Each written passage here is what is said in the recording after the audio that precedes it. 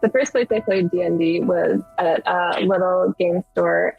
I played a large ogre with very low intelligence.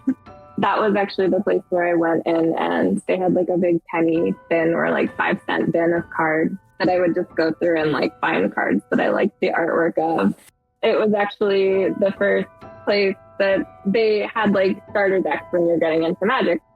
I think Magic was actually kind of the first introduction for me to like illustration and what your art could actually be on. Like I had a collection of Magic cards when I was little. I never really played. I didn't know anybody who played. I didn't know how the game worked. I just really enjoyed collecting the cards and seeing the art. And that was really the first time for me that seeing like what you could do and having the artist names on the cards. Art's been something that I've done my whole life. When I was younger, I was a pretty shy kid, so it was kind of a way for me to express myself and make connections to other people.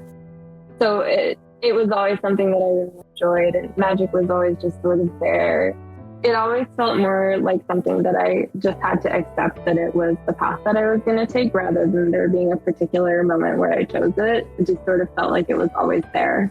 The first piece I did was Nature's Agus, and that, like when I posted that online, I had just this massive amount of Magic artists commenting and like reaching out on my post, which had never happened like in my entire life before. Just being like, oh my gosh, I thought this was a Magic card. Like, you know, this looks so amazing. Like, you're great. And I was like, what's happening? This is so cool. As I was working on the second piece, it was kind of right at the start of the pandemic. And unfortunately, one of my family members passed away then, and that was kind of the first time that I'd ever lost someone who was close to me. I got to see her once in the hospital, and I wasn't able to go to the funeral. I also have a lot of health issues, so it was a really difficult and isolating time for me. So I really struggled on the second piece that I was doing. And that was actually the piece that ultimately got me into working for Magic.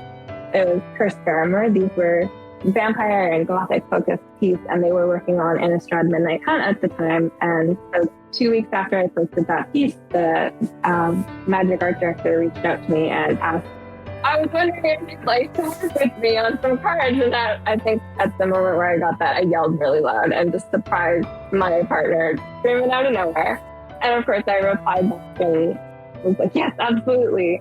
The first assignment that I got for Magic was actually Brave Survivor, which was a young girl mourning her lost loved one, so it felt very appropriate. But yeah, I went from Midnight Hunt to Crimson Vow to New Capenna to Kamigawa to New Capenna. I guess Dominaria United. Technically, the first time I painted a Planeswalker was Nahiri's Warcrafting, which is a spell card for March of the Machine. And I had kind of the same reaction with both of them, where I read the prompt and I was like, it has a name in it. And then, wait, this is the Planeswalker's name. Like, just call it like I get it. And the first thing I look at is I think like the dimensions.